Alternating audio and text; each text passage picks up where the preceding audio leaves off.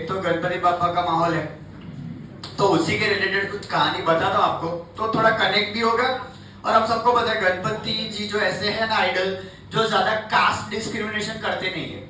क्योंकि आपको शायद पता हो तो कि बहुत सारे ऑपोजिट कास्ट कल्चर वाले भी मतलब जो है वो स्टैचू आइडल वगैरह बनाते हैं। एंड दिस इज समथिंग कि कुछ भी प्रसाद हो तो कोई कभी ऐसा पूछता नहीं कि कौन सा रिलीजन, तो that is the best part, अच्छी चीज है। देखो, और हम सब तो ये जनरेशन वाले हैं तो आपको तो पता ही होता है, we think on a maturity level, ठीक है।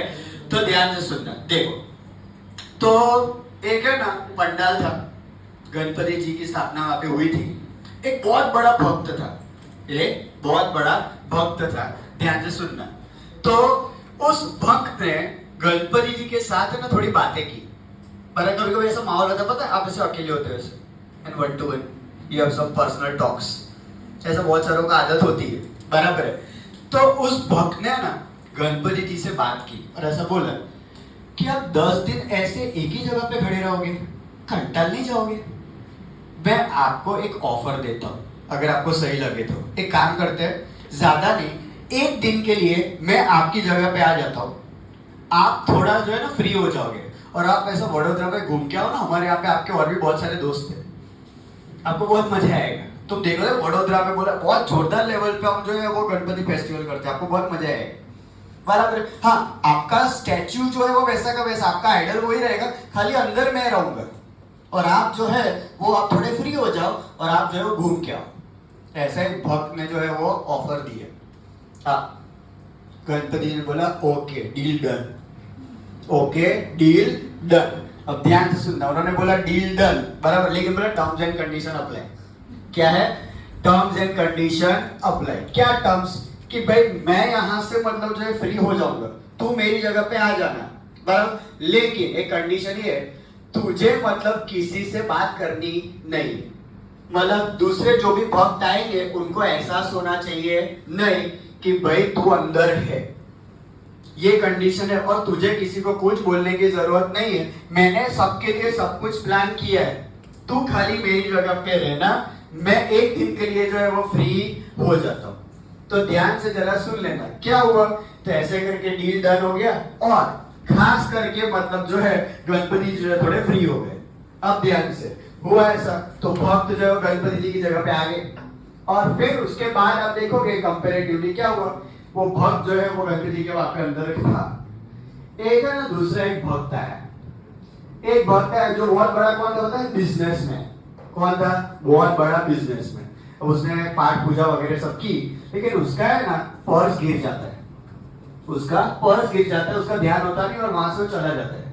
अब इसको है ना वो दिखा कि पर्स गिरा, लेकिन क्योंकि बोला था कि भाई कुछ बोलेगा नहीं, तो उसने कुछ नहीं बोला, बराबर। थोड़े ही टाइम में एक है ना गरीब आता है वहां पे, बहुत गरीब इंसान जो भगवान से प्रार्थना करता है और बोलता है कि भगवान मेरे घर पे खाने के फाफे हैं, आप कुछ चमत्कार करो ना तो मेरे घर का सब जो है वो गुजारा हो जाए। और उतने में ही वो जब मुड़ता है ना तो उसको वो गिरा हुआ पर्स दिखता है, तो वो जो गरीब है वो भिखारी जो है वो पर्स ले लेता है।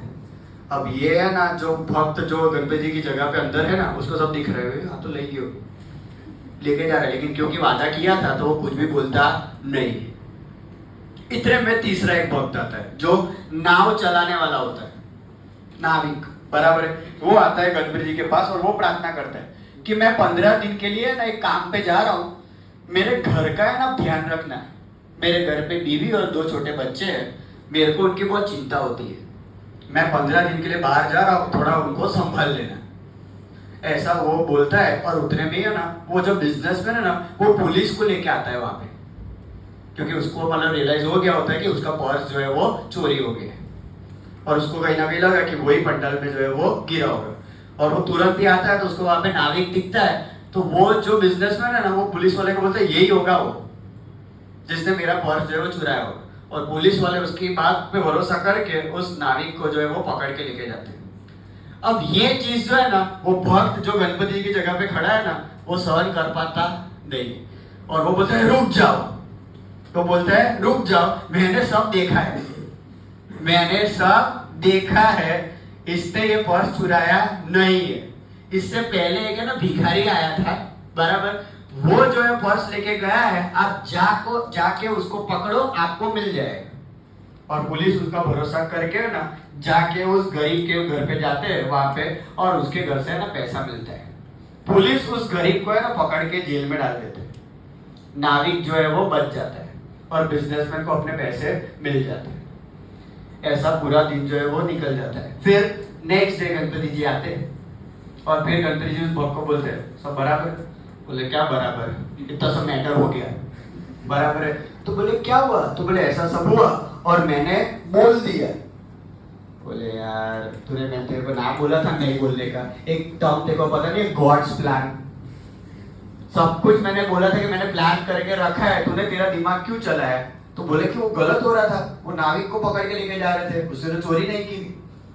तो बोले कि तेरे को पता नहीं चल रहा है, वो जो बिजनेसमैन जिसका पर्स गिर गया वो इतना बड़ा आदमी है, इतने पैसे उसके पास कि उसके कुछ पैसे गिर गए ना तो भी उसको कोई फर्क पड़ने वाला नहीं था। दूसरा, वो गरीब जिसको खाने के फाफे थे उसको मैंने ही जुगाड़ करके दिया कि वो पैसे उसको मिल जाए। और वो नाविक जो आया था 15 दिन के लिए जाने वाला था, जिस समुद्र में जाने वाला था वहां पे तूफान आने वाला है और उसकी नाव जो है वो डूबने वाली है। तेरी वजह से सब कुछ बर्बाद हो गया। अब वो नाविक जो है वो जाएगा, वो नाविक जो है वो मर जाएगा और उसके मरने से उसकी बीवी विधवा हो जाएगी और बच्चे जो है वो अनाथ हो जाएंगे। वो गरीब जो कुछ पैसों की वजह से आज जो है वो जेल में चला जाएगा, वो बिजनेसमैन जिसको पैसे की कुछ ज्यादा कीमत ही नहीं है उसको और पैसे वापस मिल जाएंगे। तूने सब कुछ बिगाड़ दिया। तो जो होता है वो अच्छे के लिए होता है, बहुत ज्यादा सोचने का नहीं। गॉड्स प्लान सर मैर है, तो ये आपको हमेशा ध्यान में रखने का, जो भी हो रहा है वो सही हो रहा है।